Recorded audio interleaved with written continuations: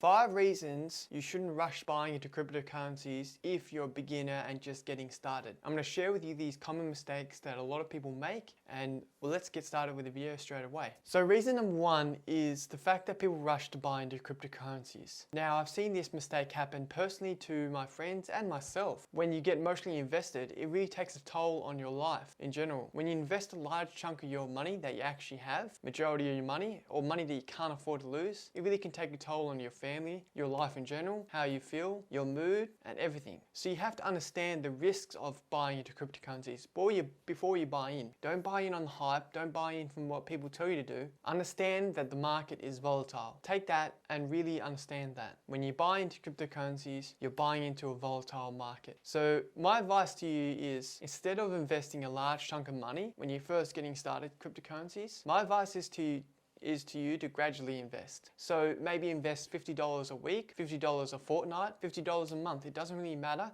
I just want you to get into the cryptocurrency game, understand it, have skin in the game, and then maybe you'll end up doing research and understanding how the cryptocurrency market goes. You might end up losing that money if you buy into something that doesn't really do anything, but that's just a lesson learned. My advice is to you, do research into the cryptocurrencies before you buy into them. Make sure you're not just buying into any old project that you get told on YouTube. No one really has the advice to tell you what to do, but yourself. You have to do the research yourself and then decide to invest. So reason number 2 is, when people first get started in cryptocurrencies, they make the mistake of spreading their money out way too thin. So what I mean about this is they're buying into 10 to 15 to 20 different cryptocurrencies and their budget is $1,000. If you only have $1,000 to play with, I highly recommend you to invest into max 2 cryptocurrencies. Don't listen to what people tell you how to invest your $1,000 into like 5 different cryptocurrencies. That is just too much and you're spreading yourself too thin. This is what I would do if I was getting started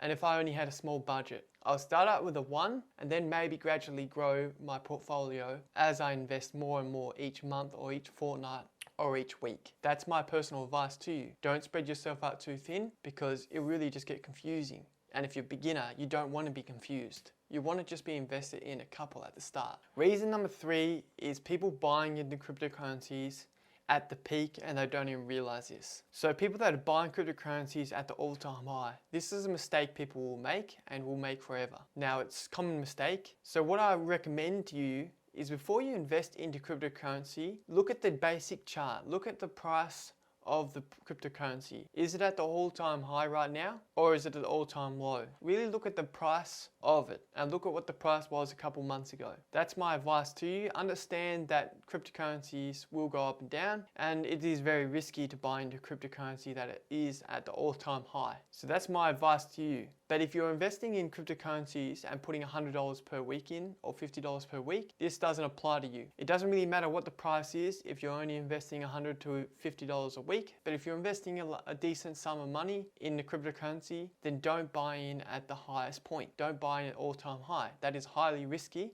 And yes, you could make maybe another 2x, 3x, but still it is risky compared to buying into something that's all-time low or way below the all-time high. That is my advice to you. I just wanted to let you know, if you did like the video, please hit the like button. If there's anything we mentioned in the video, if there's an exchange that you want to sign up with, we have some recommended exchanges below in the description. And if you're looking to get your hands on a Ledger Nano, we've also left the link in the description as well. So reason number 4 is, people don't realize this, but once you do start trading cryptocurrencies, you have to realize that you're becoming your own bank virtually, in a way. So you have to understand you're in charge of the security. You're the one that's in charge of everything that happens. And if you lose your cryptocurrency, there's no one that really out there to help you. So the key here is, when you do start cryptocurrency trading, I would recommend to you create an entire new email address and use that email address just for the exchanges and the cryptocurrency trading that you do. My next tip is making sure when you do sign up an exchange, make sure to set up the authentication, make sure to set up every security thing you can to secure yourself just a little bit more. And then in the long run, if you are still wanting to trade cryptocurrencies, you will want to take your cryptocurrency off the exchange and into a hot wallet, which could be MetaMask, or you could also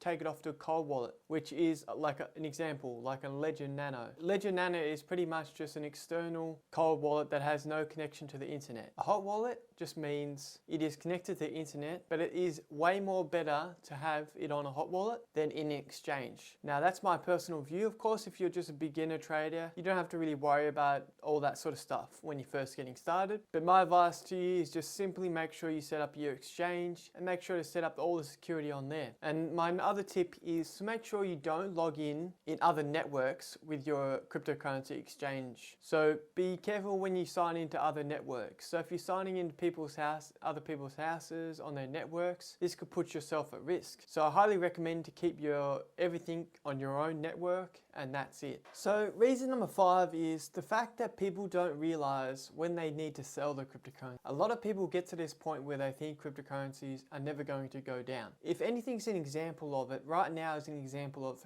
people who should have sold probably a few months ago. So making it clear to you, don't be afraid to sell your cryptocurrencies. If you make 20x, 10x, 3x, 4x, 5x, don't be afraid to sell your cryptocurrencies. Take the profits, because there will always be more opportunities out there. You have to realize there's endless opportunities, and you just have to look for the next opportunity. Now understand that, because a lot of people make the mistake of not doing it. Be really crystal clear with yourself when you want to sell. And even if you don't sell it and it ends up going 5x more, it doesn't really matter, because everything that comes up will go down. It's just a matter of time and when. Of course, this doesn't relate to people that invest in weekly or fortnightly. Some people might just invest for the next 5 years, $50 a week. That's fine. This is for more people that are investing decent amount up front and are looking for a bit of a profit in a year or so, or a few months. But I highly recommend don't have a short-term focus. But if it does go up 10x, 20x, then of course, take your profits, look for the next opportunity. That's my number 1 advice to you, and I hope you really take that into account. And I appreciate you watching this video.